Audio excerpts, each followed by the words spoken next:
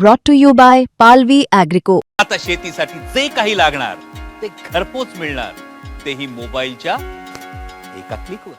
राज्याचे अर्थमंत्री म्हणून देवेंद्र फडणवीस आहेत. मुख्यमंत्री ते जरी असले तरी ते अर्थमंत्री आहेत आणि विरोधी पक्षाची भाषणं होत असताना मी इथं तासनतास 3-3 दिवस बसलेलो आहे. अर्थमंत्री इथं बसले तर या माझं सोडून द्या, सत्तारूढ आपणही होता, सत्तारूढ पक्षाचे किंवा विरोधी पक्षाचे आमदार बोलतात त्यावेळी त्याच्यावर नोटिंग करून त्याच्यावर कारवाई करायचो आम्ही, विरोधी पक्षाचा सदस्य असला तरी. आणि IAS ऑफिसर तर या सरकारला जुमानतच नाहीत. त्यामुळे सरकारचं नियंत्रणच ब्युरोक्रेसीवर राहिलेलं नाही किंवा ब्युरोक्रेसी स्वतःला फार शहाणी समजते आणि मुख्यमंत्री ते सहन करतात. का सहन करतात याची चौकशी करावी लागेल. माननीय अध्यक्षांनी आता सांगितलं की सभागृह सक्षम आहे. हे तर 50 वर्ष आहे सक्षम सभागृह, पण तुम्ही काय करणार याची ॲक्शन खरं म्हणजे आज त्यांनी निर्णय द्यायला पाहिजे होता की आज जे हजर आहेत प्रत्येक वेळेला सक्षम आहे, आम्ही सक्षम आहे, आम्हाला माहिती आहे आम्ही किती सक्षम आहे, पण ॲक्शन घेणारे अध्यक्षांचे आदेश हे निर्गमित झाले असते तर अधिक आम्हाला आनंद झाला असता. असो, अध्यक्ष महोदय, भाषणाची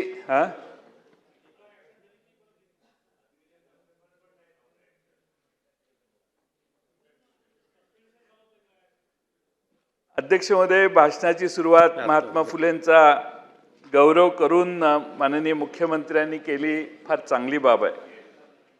पण अध्यक्ष महोदय, एका बाजूने काही लोक स्वाभिमानाने सनातनी हिंदू म्हणून घेतात, पण सनातनी धर्मावर महात्मा फुले काय बोलले आहेत हे तुम्ही एकदा वाचायला पाहिजे असं मला वाटतं. मी त्या विषयात आज जात नाही, पण महात्मा फुलेंनी त्यांच्या अखंडात नमूद केलंय की आद्यापेक्षा जास्त खर्च जे करती ऋणकरी होती जीवा कांच, म्हणजे उत्पन्नापेक्षा जास्त जो खर्च करतो तो कर्जबाजारी होतो आणि त्यामुळे जीवाला त्याचा त्रास होतो. अध्यक्ष महोदय, हे अर्थसंकल्पीय भाषण हे महात्मा फुलेंच्या विचारापासून पूर्ण फारकत घेणार आहे. आज राज्यावर 11,02,000 कोटी रुपयाचं कर्ज आहे. अध्यक्ष महोदय, कर्जावर शासन 70,000 कोटी रुपये व्याज देणार आहे, म्हणजे दिवसाला 192 कोटी रुपये, प्रति तासाला 8 कोटी रुपये, प्रति मिनिटाला आपण 13,31,000 रुपये व्याजासाठी देतोय. मुख्यमंत्र्यांनी परवा भाषण अर्थसंकल्पाचं समजा 1.5 तास केलं तर या कालावधीमध्ये आपण सरकारने 12 कोटी रुपयाचं व्याज भरलं. मी हे यासाठी सांगतोय अध्यक्ष महोदय की प्रचंड कर्जात आपण हळूहळू जातोय आणि त्यामुळे अध्यक्ष महोदय फार विशेष महत्त्व आहे की महात्मा फुलेंचा उल्लेख त्याने केला. महात्मा फुलेंचं लेखन आणि कार्य फार व्यापक होतं, सर्व क्षेत्रात होतं. त्यांचा शेतकऱ्यांचा आसूड हा जो ग्रंथ आहे त्यामध्ये त्यांनी लिहिलेलं आहे सुरुवातीलाच, विद्येविना मती गेली, मती विना नीती गेली, नीती विना गती गेली, गती विना वित्त गेले, वित्त विना शूद्र खचले, इतके अनर्थ एका अविद्येने केले. म्हणजे अध्यक्ष महोदय, सर्वांचं मूळ हे अविद्या आहे आणि अविद्या दूर करण्यासाठी तुम्ही अर्थसंकल्पात काय केलं? एकीकडे पैसे वाचवण्यासाठी दुर्गम भागातल्या कमी पटसंख्येच्या मराठी शाळा बंद करायचा कार्यक्रम चालू आहे आणि दुसरीकडे मागणी नसताना रस्त्यांसाठी भरमसाठ कर्ज काढून आपण रस्ते करायला लागलेलो आहे. अध्यक्ष महोदय, दुसऱ्या दिवशी वर्तमानपत्र वाचली अर्थसंकल्प मांडल्यावर, 2च प्रमुख बातम्या, एक म्हणजे कर्जमाफी शेतकऱ्याला आणि दुसरे पायाभूत सुविधा, म्हणजे इन्फ्रास्ट्रक्चर आणि कर्जमाफी, हे 2च मुद्दे वर्तमानपत्रांनी त्याची नोंद घेतली अध्यक्ष महोदय. पण अध्यक्ष महोदय, ह्या दोन्ही बाबी खोट्या आहेत, फसव्या आहेत. खोट्या म्हणणार नाही पण फसव्या आहेत. अध्यक्ष महोदय, घोषणा काय होती माननीय मुख्यमंत्री महोदयांनी केलेली? तुमचा सातबारा शेतकऱ्यांचा करू कोरा कोरा कोरा, 3 वेळा कोरा कोरा कोरा असं घोषणा माननीय मुख्यमंत्री महोदयांनी निवडणुकीच्या आधी केलेली. आता कर्जातून पूर्णपणाने मुक्त करायचे असा त्याचा अर्थ होतो अध्यक्ष महोदय. पण अध्यक्ष महोदय, मुख्यमंत्र्यांनी 2 लाख रुपयापर्यंतच कर्ज माफ केलं. मग 2019 साली अध्यक्ष महोदय आमच्या महाविकास आघाडीच्या सरकारने उद्धव ठाकरेंच्या मुख्यमंत्री पदाच्या नेतृत्वाखाली पहिला निर्णय घेतला आम्ही कर्जमाफीचा. आणि अध्यक्ष महोदय 2 लाखाची आम्ही तेव्हा कर्जमाफी दिली. बस 7 वर्षांनी पुन्हा आपण तिथंच आहोत. राज्यावरचा 4 लाख कोटीचा कर्जाचा बोजा 11 लाख कोटीवर गेला. पण अध्यक्ष महोदय कर्जमाफीमध्ये काही वाढ झाली नाही. अध्यक्ष महोदय, सगळ्यांना महागाई आहे, तर आमच्या महाराष्ट्रातल्या शेतकऱ्यांना महागाई नाही का? आणि म्हणून अध्यक्ष महोदय मला वाटत होतं, आशा होती की गेला बाजार 5 लाख रुपयापर्यंत तरी कर्जमाफी सरकार करेल. अध्यक्ष महोदय 2 लाख रुपये भरले, 8 लाखाचं कर्ज आहे, 6 लाखाचं काय, 5 लाखाचं कर्ज झालं तर विदर्भात फार मोठा सावरकरजी फायदा झाला असता सगळ्यांना. पण 5 लाखाचं कर्ज, आता महागाई एवढी वाढली, खताचे दर एवढे वाढले, कर्जच तेवढं काढावं लागतंय. आणि त्यामुळे अध्यक्ष महोदय आपण शेतकऱ्याला कशी मदत करणार ही भूमिका ठेवली पाहिजे. आता नवीन एक सर्व सहकारी बँकांच्याकडून 9 मार्च 26 पर्यंत नियमित कर्ज भरवणाऱ्या शेतकऱ्यांची माहिती मागवण्यात आलेली. अध्यक्ष महोदय, शेतकरी आता मुश्रीफ साहेब इथं बँक चालवतात. 31 मार्चला आपण सगळे पैसे परत फेडतो, झिरो करतो कर्ज. त्यामुळे रेग्युलर कर्जदारांना देखील छाट मारायचा कार्यक्रम दिसतोय. त्यामुळे 9 मार्चला का, तुम्ही 31 मार्च पर्यंत जे कर्ज भरतील त्यांची 1 एप्रिलला यादी मागा. तुम्ही 9 मार्चलाच यादी मागायला लागलेलात. आणि त्यामुळे अध्यक्ष महोदय माझी विनंती आहे की सभागृहातल्या सगळ्या सदस्यांच्या लक्षात आणून देतो की 2014 पासून केंद्र शासनाने भारतातल्या उद्योगपतींचे 16 लाख कोटी रुपयाचं कर्ज माफ केलेलं आहे.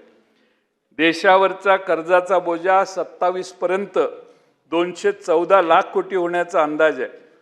म्हणजे आपला GDP देशाचा आहे ना, त्याच्या 56% आता कर्ज होणार आहे.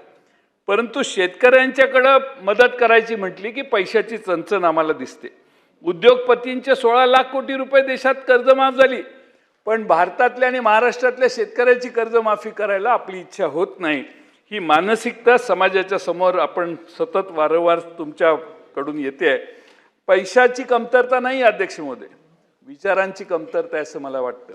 कारण शेतकरी काय बॉन्ड ट्रस्टमध्ये पक्षनिधी काय देत नाही, त्यामुळे त्याचा काय वर वशिला लागत नाही, त्यामुळे त्याचं कर्ज माफ होण्याचा काही प्रसंगच येत नाही. अध्यक्ष महोदय, बजेटमध्ये सांगितलेलं आहे मुख्यमंत्र्यांनी कृषी GDP हा 55 अब्ज डॉलर वरून 47 सालापर्यंत 500 अब्ज डॉलर वर आम्ही नेणार. 55 अब्ज डॉलर म्हणजे 4.5 लाख कोटी आणि 500 अब्ज डॉलर म्हणजे 45 लाख कोटी रुपये. अध्यक्ष महोदय, मग हा कसा नेणार? त्याला काय पुढचे ॲक्शन काय?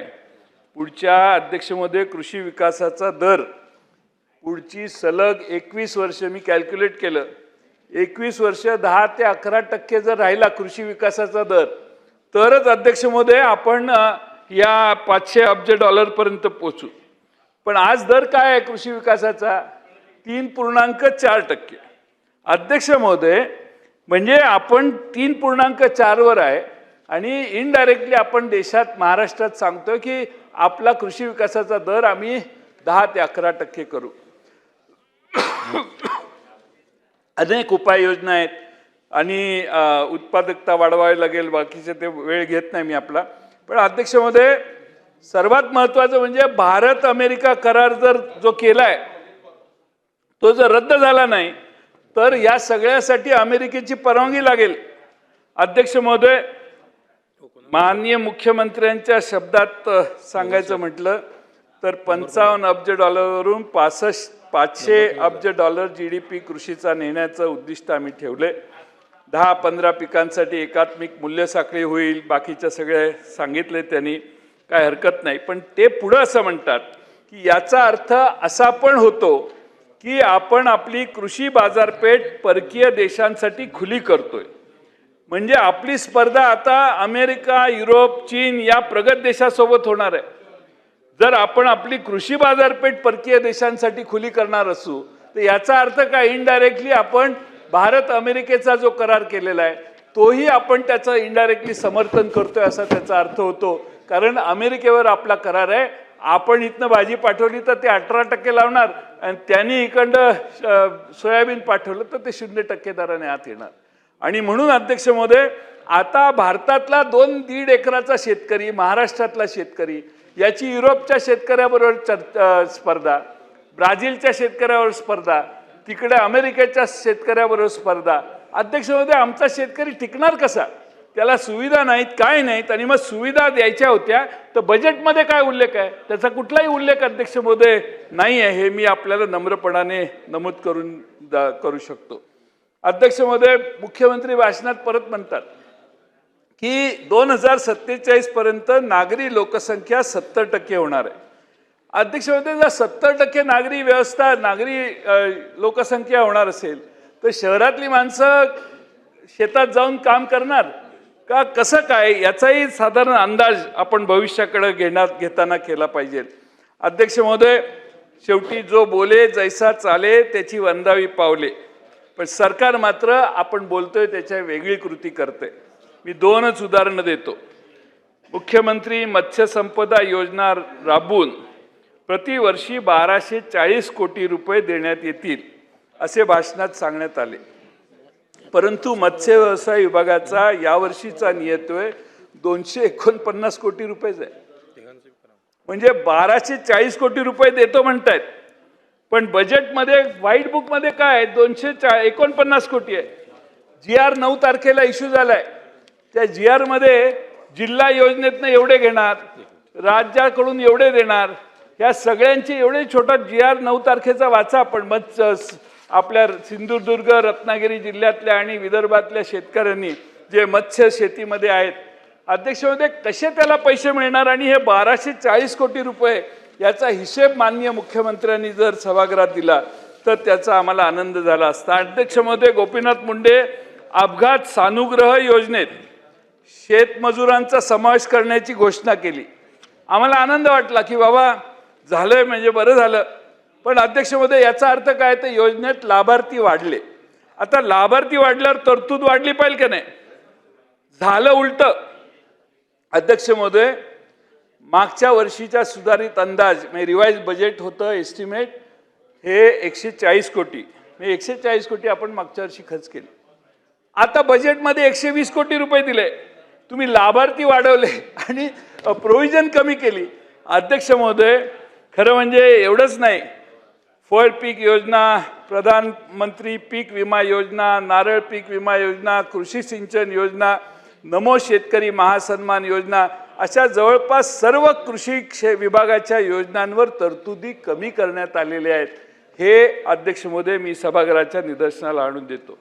आता दुग्ध विकासाचा विषय, दुग्ध विकास विभागाचा नियतव्यय किती असावा? आमचे कोरे साहेब दूध विकासात फार तरबेज आहेत. यावर्षी दुग्ध विकास विभागाचा नियतव्यय 1 लाख रुपये करण्यात आले. तुम्ही बघा, त्याच्यात दूध उत्पादक शेतकऱ्यांसाठी देण्यात येणारे अनुदान बंद करणार का हे सरकार? याचा खुलासा भाषणात करावा. एकीकडे म्हणायचे उत्पन्न वाढवू, पण दुसरीकडे तरतुदी कमी करायला निघालोय. अध्यक्ष महोदय, सगळं चिंताजनक आहे. अध्यक्ष महोदय, अर्थव्यवस्था $5 ट्रिलियन 2047 पर्यंत करणार, काही प्रॉब्लेम नाही. म्हणजे 450 लाख कोटी रुपये. सध्या किती आहे? 0.55 ट्रिलियन डॉलर आहे, म्हणजे 50 लाख कोटी. 50 लाख कोटीवरून 4.5 कोटीवर जायचं आहे आपल्याला. आणि माझं काही तक्रार नाही, माझा पाठिंबाच आहे. मोठ्या कल्पना, मोठी स्वप्न बघावीत, पण त्याच्यासाठी काही कृती केली पाहिजे. 21 वर्ष विकास दर सरासरी 11.5% असला तर आपण कुठंतरी हे पोचू शकतो पुढची 21 वर्ष. आणि म्हणून अध्यक्ष महोदय, 25-26 मध्ये आपला काय दर आहे? विकास दर 7.9% अपेक्षित आहे. मागच्या वर्षीचा किती होता? 7.3%. म्हणजे घोषणा आणि प्रत्यक्ष कृती याच्यात बरंच अंतर आहे. अध्यक्ष महोदय, भाषणात म्हटलंय की महाराष्ट्र हे देशाचं आर्थिक इंजिन आहे. आकडेवारी बघितली तर तसं दिसत नाही. आर्थिक पाहणी अहवाल जर बघितला तर अध्यक्ष महोदय, देशाचा rate of change in GDP growth हा महाराष्ट्राच्या rate of change in GDP ग्रोथपेक्षा जास्त आहे. म्हणजे देशाची GDP आपल्यापेक्षा जास्त वेगाने वाढते अध्यक्ष महोदय, आपली कमी आहे. आणि अध्यक्ष महोदय, राज्यामध्ये मोठी राज्य जी आहेत देशातली, त्यात आर्थिक वाढीच्या गतीत पहिल्या नंबरवर असणारा महाराष्ट्र आता 4थ्या नंबरवर गेलाय. अध्यक्ष महोदय, 21-22 ते 24-25 या कालावधीत महाराष्ट्राचा GSDP 43% वाढला. कर्नाटकचा कितीने वाढला? 65% वाढला. गुजरातचा 48%, तामिळनाडू 47%. दर उत्पन्नात आपण 5व्या क्रमांकावर आहोत बावनकुळे साहेब. आज आपण महाराष्ट्र देशाचा आर्थिक गाडा चालवतोय किंवा गाडा चालवत आहे असं म्हणणं कितपत योग्य आहे ह्याचा विचार करा. चालवायला पाहिजे, पण तेवढं आपल्यामध्ये प्रगती देखील केली पाहिजे. अध्यक्ष महोदय, 36 जिल्ह्यामधले 11 जिल्हे आपले असे आहेत की देशाच्या दरडोई उत्पन्नापेक्षा कमी आहेत. आणि त्यामुळं अध्यक्ष महोदय, जी गुंतवणूक आहे ती सर्वसमावेशक होत नाही आणि ठराविक भागामध्येच ही गुंतवणूक होते, याचा तो अर्थ आहे असं मला वाटतं. अध्यक्ष महोदय, शासनाची महसुली तूट हे याकडे आपण ऐका. 23-24 मध्ये शासनाची महसुली तूट 29,995 कोटी होती. ती 24-25 मध्ये 37,055 कोटी होती आणि 26-27 मध्ये 40,552 कोटी अपेक्षित आहे या बजेटमध्ये. मागच्या वर्षी अध्यक्ष महोदय, महसुली तूट आणि पुरवणी मागण्या मिळून 1,90,000 कोटी रुपयाची तूट होणं अपेक्षित होतं, पण ती 37,000 कोटीच दाखवली. यामध्ये जवळपास 40,000 कोटी रुपये कर संकलन जास्त झालं, मी मान्य करतो.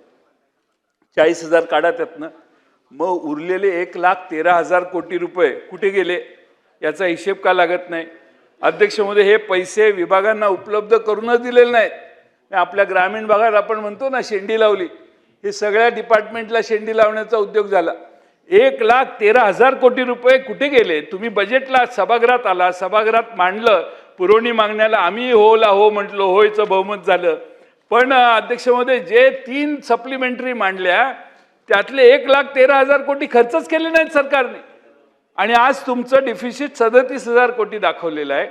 आणि मी पुढे सांगतो तुम्हाला, पण अध्यक्ष महोदय, ज्या घोषणा या बजेटमध्ये झाल्या त्या तरतुदी बजेटमध्ये नाही आहेत. अहिल्यादेवी होळकर कर्जमाफी योजना नो तरतूद, सिंधुरत्न योजना नो तरतूद, मुख्यमंत्री मत्स्य संपदा नो तरतूद, अर्थसंकल्पीय तरतूदच नाही. पावसाळी अधिवेशनात या सगळ्यांसाठी पुरवणी मागण्या येतील आणि राज्याची महसुली तूट आपण जी 37,000 कोटी दाखवली आहे ती पुन्हा 1,00,000-1,50,000 होईल. सभागृहासमोर आपण 3 बजेट 3 पुरवणी मागण्या मान्य करू, सगळे आनंदाने घरी जाऊ. त्यातला सिलेक्टेड लोकांना सिलेक्टेड पैसे सिलेक्टेड डिपार्टमेंटला मिळतील.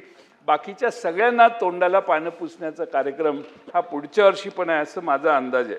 अध्यक्ष महोदय, फार घोषणा झाल्या, नवीन प्रोजेक्ट झाले, अनेक मेट्रो झाल्या, अनेक रस्ते, भुयारी मार्ग, किती घोषणा झाल्या. मी स्वागत करतो त्या घोषणांचं, केल्याच पाहिजेत, पण त्याची तरतूद तर करायला पाहिजे. बहुतेक हे सगळं काही कर्ज काढून करणार आहे का आपण? आजच 11 लाख कोटीवर गेलो अध्यक्ष महोदय, आणि डोंगर वाढवायचा कर्जाचा असा प्लॅन आज तरी दिसतोय. 14 साली 2,70,000 कोटी रुपये कर्ज महाराष्ट्रावर होतं. 21-22ला ते 5,76,000 कोटी, 5.76 लाख कोटी झालं. आता 11.2 लाख कोटीवर हे कर्ज गेलेलं आहे. बरं, यामध्ये MSRDC नाही, MMRDA नाही, MSIDC नाही, सिडको नाही, महामंडळाच्या बऱ्याचशा प्रकल्पांना या सरकारने हमी दिलेली आहे. याचा समावेश जर कर्जाच्या आकड्यामध्ये केला तर हे जे नेहमी सांगतात ना 25% खाली आम्ही आहोत, 18% आहोत, 20% आहोत, मी लिहून गॅरंटी सांगतो, सगळ्या महामंडळांच्या कर्जाची बेरीज करा, यांचं लिमिट 25% जवळपास किंवा कदाचित पारी केलेलं असेल. आणि म्हणून अध्यक्ष महोदय, उत्पन्न दुप्पट करता करता शेतकऱ्याचं उत्पन्न दुप्पट करता करता राज्याचं कर्ज 6 पट केव्हा झालं हेच कळलं नाही. अध्यक्ष महोदय, त्यातील 6 लाख कोटी रुपये तर मागच्या 4 वर्षातले आहेत.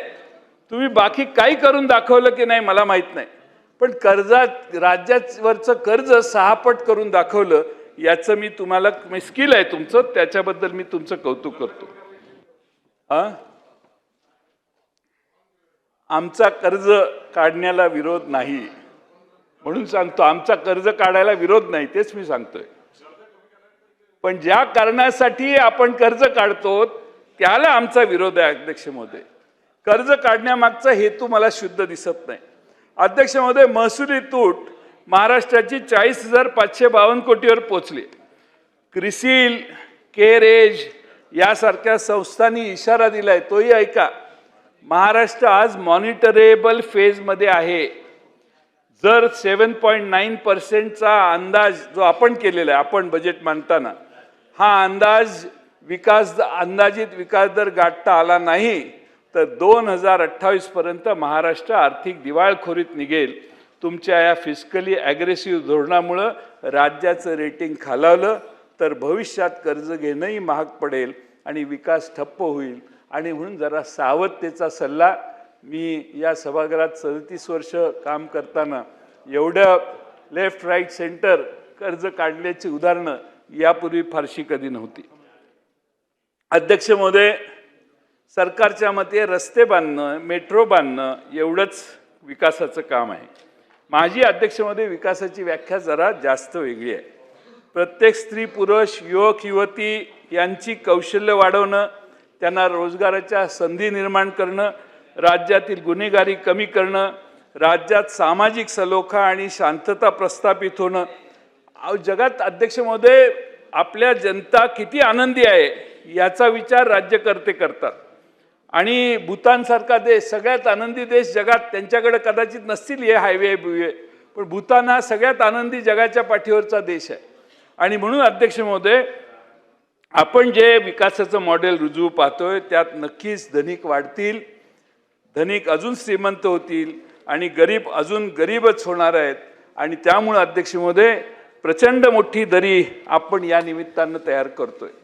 अध्यक्ष महोदय, मी या ठिकाणी या मुद्दामून आपणाला सांगेन. अध्यक्ष महोदय, राज्याची ग्रोथ जी आहे पूर्णपणे सेवा क्षेत्रावर, सर्व्हिस सेक्टरवर आपण अवलंबून आहे. शाश्वत विकास करायचा असेल तर ही डिपेंडन्सी कमी केली पाहिजे. समोरच्या बाजूनं म्हणतील की नाही असं काही नाही आहे, पण मी एक रिसर्च पेपर घेऊन आलेलो आहे, एक कॉपी मी मुख्यमंत्र्यांनाही देईन. अमेरिकेमध्ये एक अँथ्रॉपिक नावाच्या संस्थेने एक रिसर्च केला आहे. IT मंत्री इथं बसलेले आहेत, आपल्याकडे IT आहे ना, तर अँथ्रॉपिक, तर तुम्ही कोणत्या सेक्टरला यायचा सर्वाधिक जास्त धोका आहे त्यांनी ते रिसर्च केलेलं आहे. सर AIचा सर्वाधिक धोका, तर सर्वाधिक रिस्कवर हे कॉम्प्युटर इंजिनियर आहेत आणि फायनान्शियल ॲनालिस्ट आणि कस्टमर सर्व्हिस हे सेक्टर आहे. त्यांचाच वाटा या आपल्या महाराष्ट्राच्या अर्थव्यवस्थेत मोठा आहे. आणि म्हणून आपण हे मान्य करा, AIचा सर्वाधिक फटका हा महिलांना, उच्च पदावर असणाऱ्या कर्मचाऱ्यांना कंपनीमध्ये आणि वयाने मोठे असणाऱ्या म्हणजे जुन्या जनरेशनच्या 90च्या आधी जन्मलेल्या नोकरदारांना पहिल्यांदा बसणार आहे. मग यासाठी आपल्याकडे काय उपाययोजना आहेत? हे संकट येणार आहे, आता फार लांब नाही आहे. या 6 महिन्यात आपले सगळे अध्यक्ष महोदय फटके आपल्याला बसणार आहेत. अनेक कंपन्यांनी नवीन रोजगार घेणं थांबवलेलं आहे. जेव्हापासून ChatGPT लॉन्च झालं तेव्हापासून 14% एंट्री लेवलचे जॉब कपात झालेले आहेत. अध्यक्ष महोदय, या चॅलेंजबद्दल अर्थसंकल्पात कुठे उल्लेखच नाही. विकसित महाराष्ट्र बनवायचं असेल तर पुढे काय होऊ शकतं याचा विचार करत पावले टाकणे महत्त्वाचे आहे. आज अनेक इंजिनियर आपल्या देशातले, राज्यातले बाहेर गेलेत. कुठल्याही लग्नात गेलं, नवरा नवरीला विचारलं तर काय, तर कॉम्प्युटर इंजिनियर आहे, IT इंजिनियर आहे. कुठं असतो? जर्मनीला असतो, इकडं असतो, तिकडं असतो, बेंगलोरला असतो, पुण्याला असतो. अध्यक्ष महोदय, पण ह्यांच्या नोकऱ्या कमी व्हायला लागलेल्या आहेत आणि हे जर सगळे परत मागं आले तर काय संकट उद्भवेल याचाही विचार सरकारने केला पाहिजे।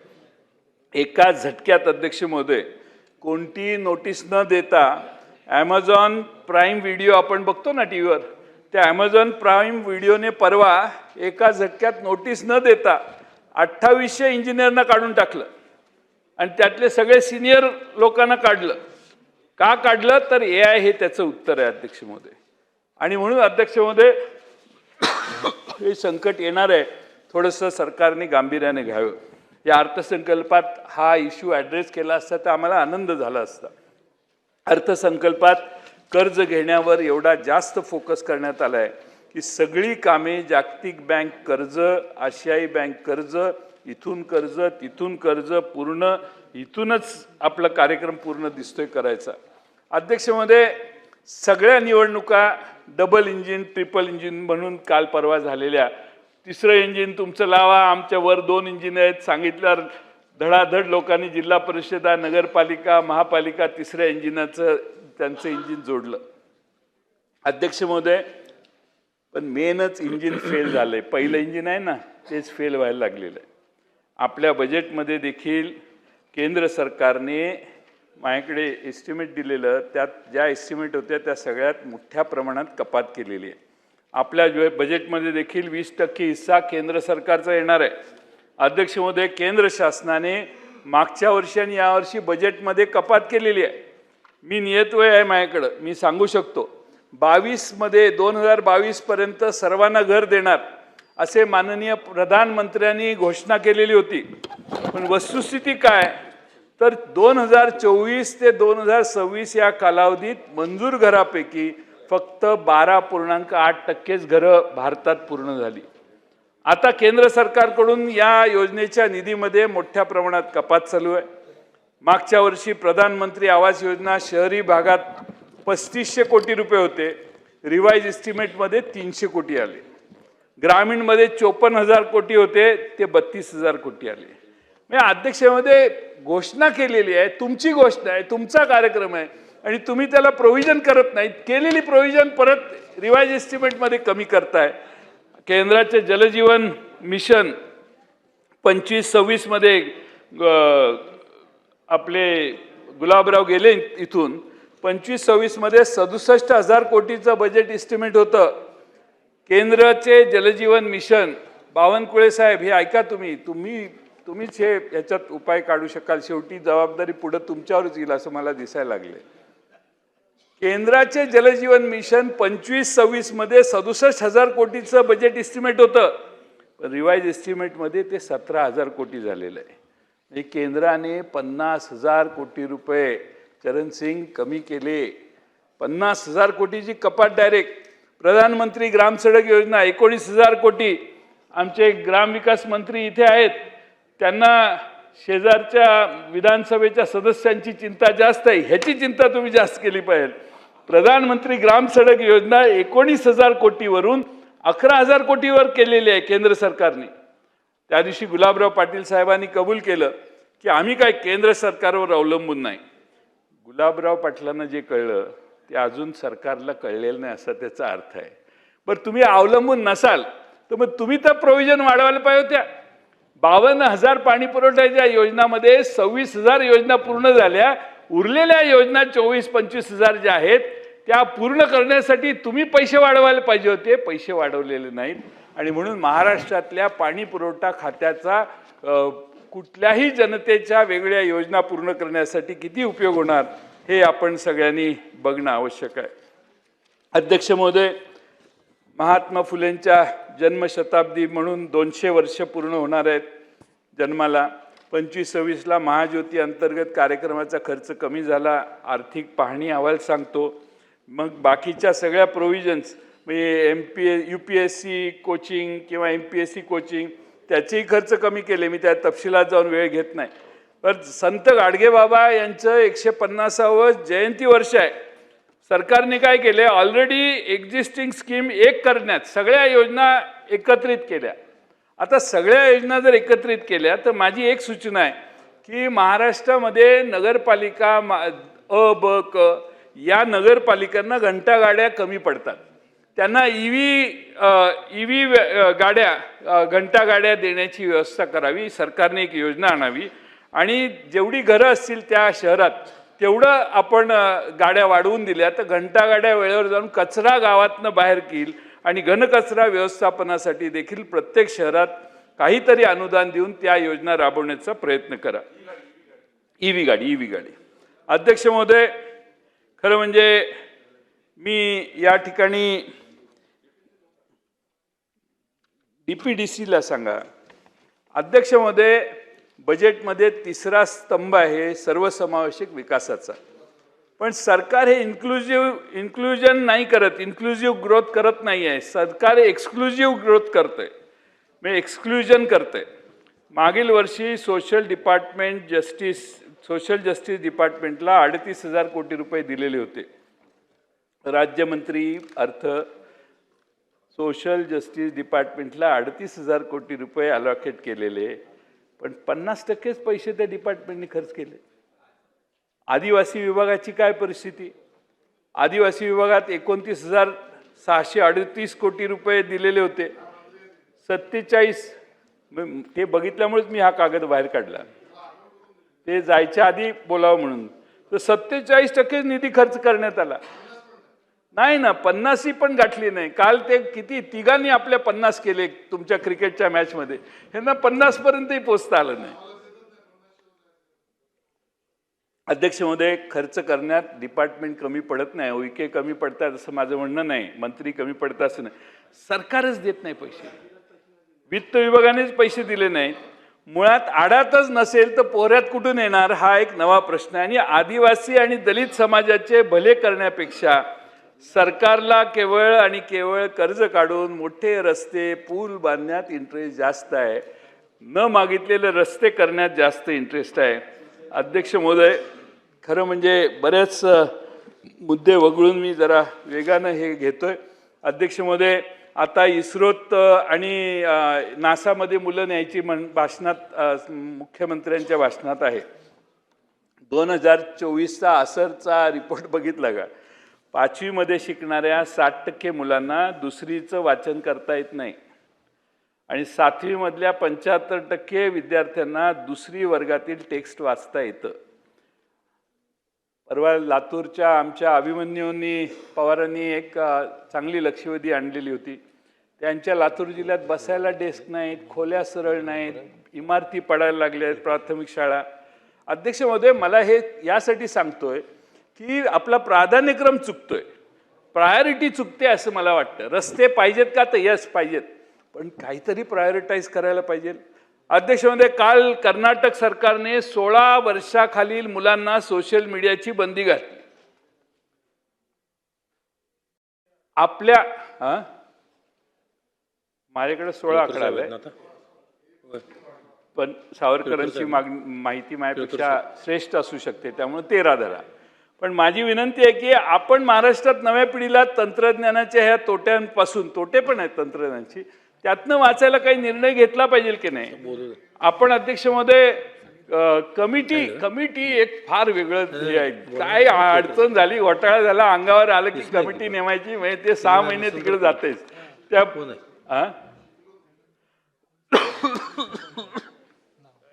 शिकवणी अर्धवट झालेली आहे. आपले राज्य पुढे न्यायचं असेल तर माझी विनंती आहे की शिक्षणावर भर देणं आवश्यक आहे. अध्यक्ष महोदय, शिक्षण विभागातील काय काय कपात केलं हे तुम्हाला सांगतो. परदेशी शिष्यवृत्ती 40 कोटीवरून 15 कोटीवर करण्यात आली. उच्च शिक्षणाचं बजेट मागच्या वर्षापेक्षा 1,000 कोटीनं कमी केलं. राजर्षी शाहू महाराज शिष्यवृत्ती योजना 1800 कोटीवरून सरळ 322 कोटीवर आली. तांत्रिक शिक्षणाचा निधी 1600 कोटीवरून 300 कोटीवर आला. याचा अर्थ काय? तर सरकारला शिक्षणात इंटरेस्ट नाही आहे, इन्फ्रास्ट्रक्चरची मलई कशी मिळेल याच्या नादाला आम्ही जास्त लागलोय. आपणच बिघडलोय असा आता त्याचा अर्थ व्हायला लागलाय. त्यामुळं या राज्याच्या विद्यार्थ्यांनी कुणाकडे बघायचं, शिक्षणावर फोकस नसला तर पुढची पिढी आपण कशी घडवणार हा एक महत्त्वाचा प्रश्न मी सरकारला करतो. आता खेळाचा विषय घ्या. खेळात अध्यक्ष महोदय, राज्याची क्रीडा धोरण आहे, राज्य शासन क्रीडा प्रबोधिनीवर आपण खर्च करतो, त्या खर्चात वाढ करा अशी माझी मागणी आहे. पण अध्यक्ष महोदय, त्या क्रीडा प्रबोधिनीचा परफॉर्मन्स मागच्या 3 वर्ष कमी होतोय. मुख्यमंत्री महोदयांनी सांगितलं की काही 36ला ऑलिम्पिक येणार आहे, त्याची तयारी करायला अजून 4 सेंटर वाढवतोय. म्हणून मी हे उदाहरण सांगतोय. अध्यक्ष महोदय, इतर राज्य आपल्यापेक्षा हरियाणा, तामिळनाडू, केरळ, पंजाब पुढे आहेत. काहीतरी आराखडा करा. पण मी तुम्हाला रिझल्ट सांगतो. रिझल्ट अध्यक्ष महोदय, 23-24 मध्ये इंटरनॅशनल लेवलवर क्रीडा प्रबोधिनीतून बाहेर आलेल्या मुलांनी गोल्ड 6 मिळवले 23-24ला, 24-25ला 1 आणि आता 25-26ला पण 1च. म्हणजे आपण 23-24 पेक्षा आपली अधोगती झाली. नॅशनल लेवलला जे मेडल मिळाले, मी गोल्डचं सांगतोय, बाकीचे पण सगळे अधोगतीच आहे. गोल्डमध्ये अध्यक्ष महोदय नॅशनल लेवलला 58चे 11 झाले, 11चे 4 झाले यावर्षी. स्टेट लेवलला 113चे 163 मध्ये वाढले, परत यावर्षी 54 झाले. अध्यक्ष महोदय, आपली अधोगती व्हायला लागलेली आहे आणि म्हणून या क्रीडा क्षेत्रामध्ये लक्ष घालण्याची गरज आहे. अध्यक्ष महोदय, आता हेल्थला प्रायोरिटी, करोना नंतर आपण नेहमीच हेल्थला प्रायोरिटी देत आलोय. मागच्या वर्षीच्या बजेट अलोकेशनमध्ये अध्यक्ष महोदय हेल्थ डिपार्टमेंटने फक्त 62% निधी खर्च केलेला आहे. 62%. मागील वर्षीच्या सुधारित अंदाजापेक्षा म्हणजे 38,455 कोटी रुपयाहून ही तरतूद आता यावर्षी 33,654 कोटी केलेली आहे. हे 12.5% कपात आहे. अध्यक्ष महोदय, ही हेल्थची तरतूद वाढायला पाहिजे का कमी व्हायला पाहिजे? हे उलटं सरकार चालू आहे. त्यामुळे हे आपण अध्यक्ष महोदय खरं म्हणजे गांभीर्याने ह्या प्रश्नाकडे बघितलं पाहिजे. मुख्यमंत्र्यांना वेळ नसेल, त्यांच्या सचिवांनी वगैरे हे आकडे त्यांच्या निदर्शनाला आणून दिले नसतील अशीच मी समजूत करून घ्यायचा प्रयत्न करतोय. पण अध्यक्ष महोदय, मी आपल्याला आणखीन एक मुद्दा सांगतो. आपण 16 कोटी पर्यटक, 47 आता 2047 21 वर्ष आम्ही जगणार की नाही आम्हाला माहित नाही. जगलो तर आनंदच आहे. पण अध्यक्ष महोदय, त्यावेळी 36 कोटीवर पर्यटक नेऊ म्हणतोय आपण. ठीक आहे, न्या, आपलं काय. माझी एकच विनंती आहे. बावनकुळे साहेब इथं आहेत, शेलार साहेब इथे आहेत, मुश्रीफ साहेब आहेत, की काशीचा मणिकर्णिका घाट आहे की नाही, तो तिथल्या सरकारने पाडला. आपल्या पुण्यश्लोक अहिल्यादेवी होळकरांचा तिथला असणारा छोटा पुतळा पाडला. सगळं उद्ध्वस्त केलं. बुलडोजर लावून, एक्सकवेटर लावून पाडलं. काशीला, तिकडं काशीला मागे. अध्यक्ष महोदय, पुण्यश्लोक अहिल्यादेवी, हो मी गेलोय त्या घाटावर.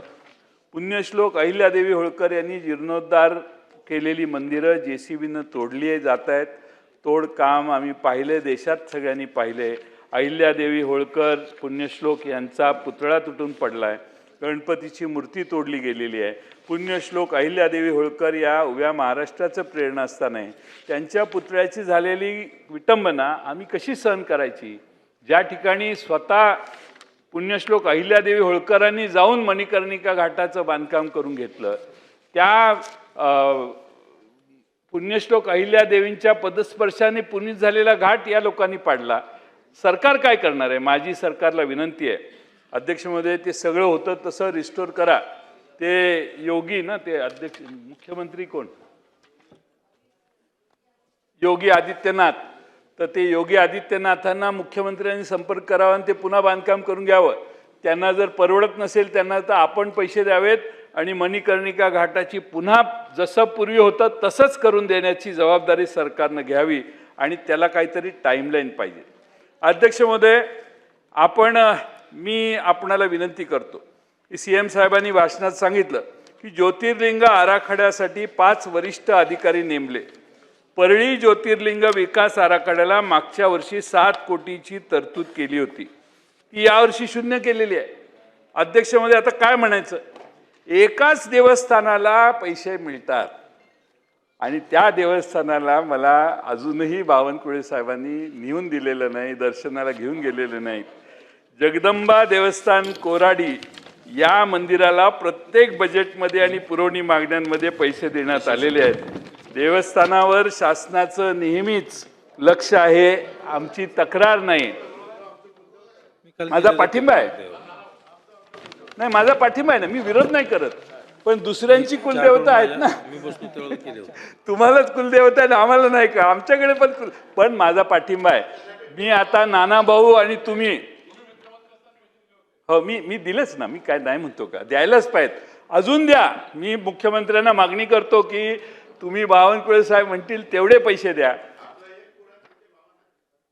पण आपण बाकीचे पण बघा. पण माझा तुमच्या ह्याला विरोध नाही बावनकुळे साहेब, माझा पूर्ण पाठिंबा आहे. तुम्ही तो पर्सनल घेऊ नका.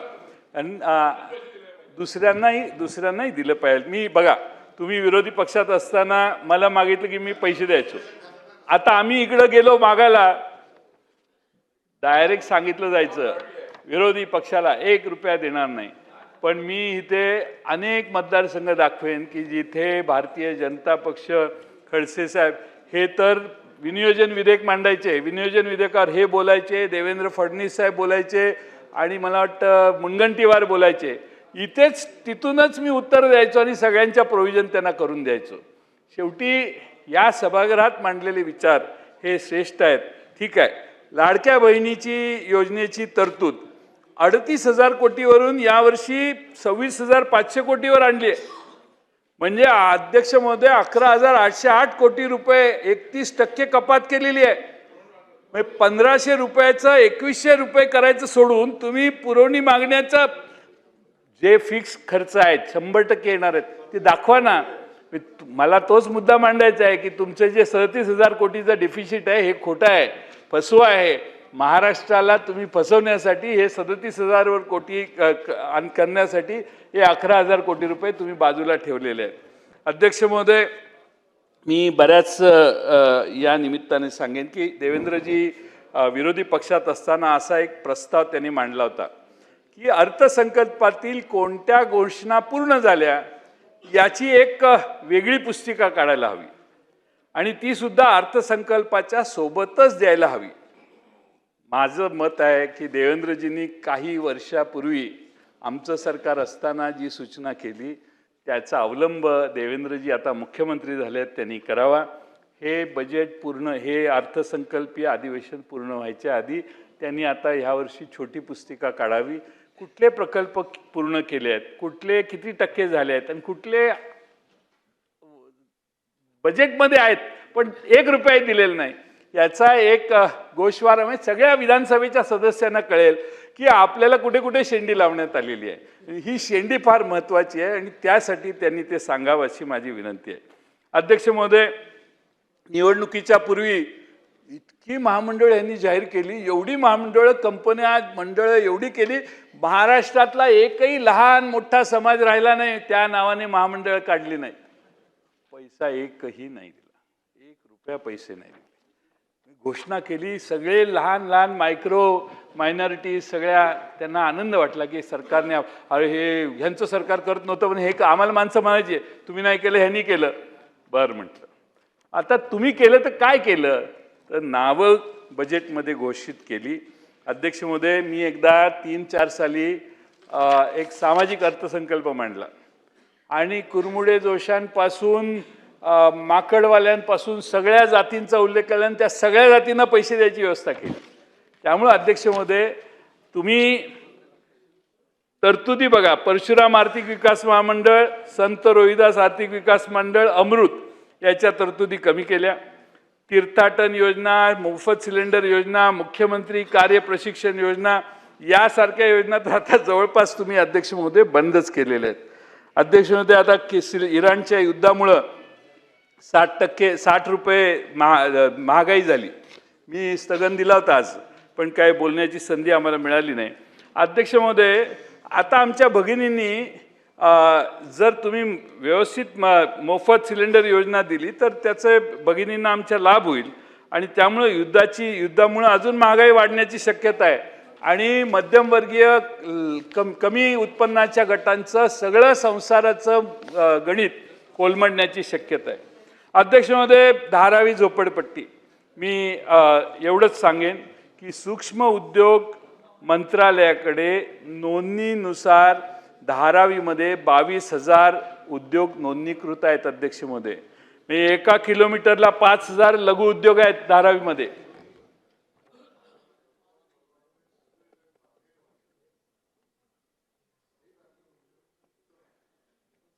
लघु उद्योगांच्या साठी धारावी ही देशातील क्रमांक 1 ची घोषित न झालेली MIDC आहे.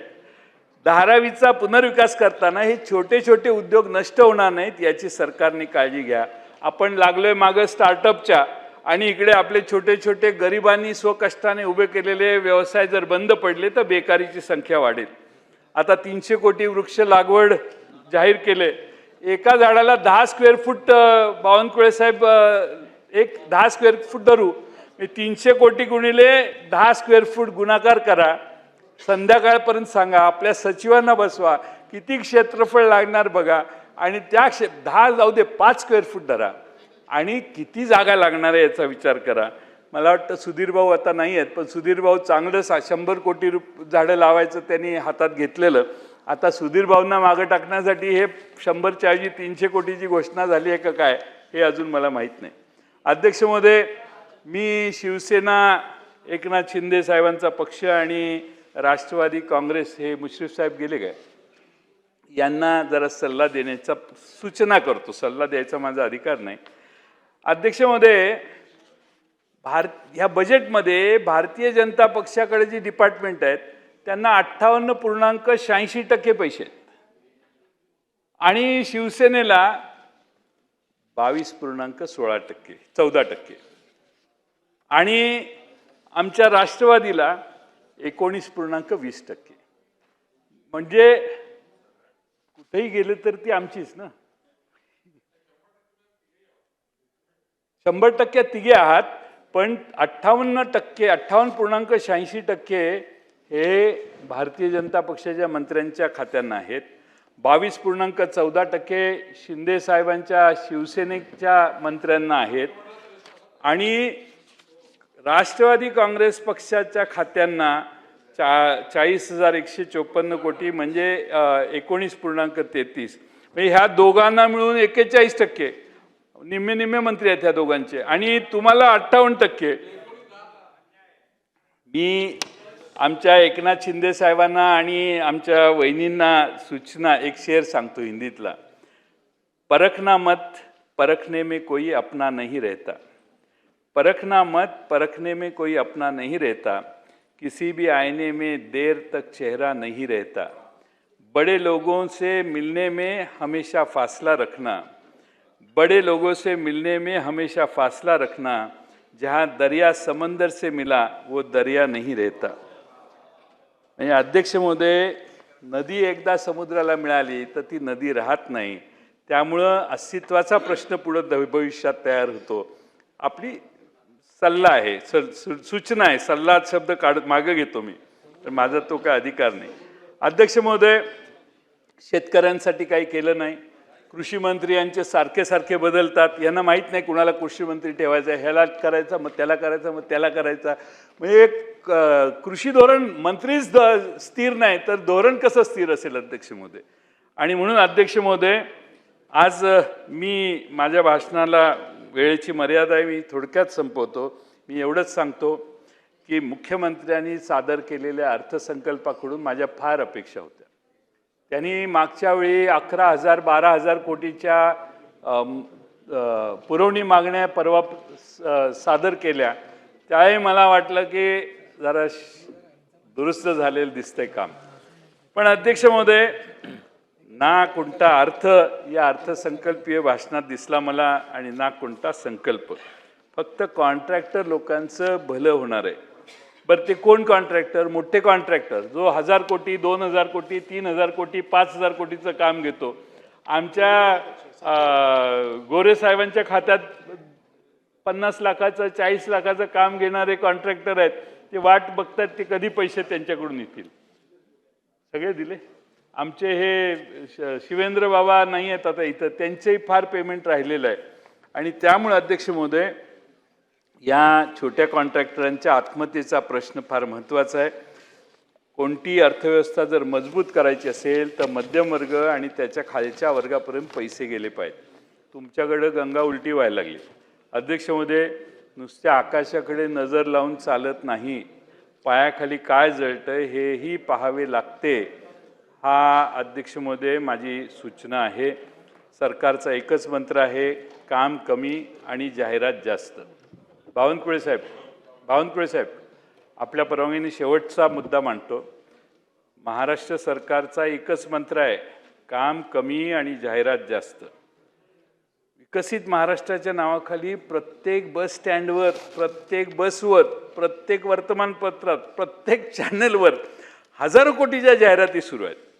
11.2 लाख कोटी रुपयाचं कर्ज आपल्या डोक्यावर आहे. इव्हेंटबाजीवर एवढा खर्च करण्याचा अधिकार तुम्हाला कुणी दिला? स्वतःच्या ब्रँडिंगसाठी सरकारचा पैसा किती वापरायचा ह्याला काही मर्यादा असाव्यात. आणि म्हणून मी 2 ओळी सांगून माझं भाषण संपवतो. तिजोरीत खडखडाट तरीही जाहिरातीचा थाट. तिजोरीत खडखडाट तरीही जाहिरातीचा थाट. शिक्षण आणि आरोग्याच्या निधीला कात्री, पण इव्हेंटबाजी आणि कंत्राटदारांसाठी तिजोरीची दारं उघडी. धन्यवाद.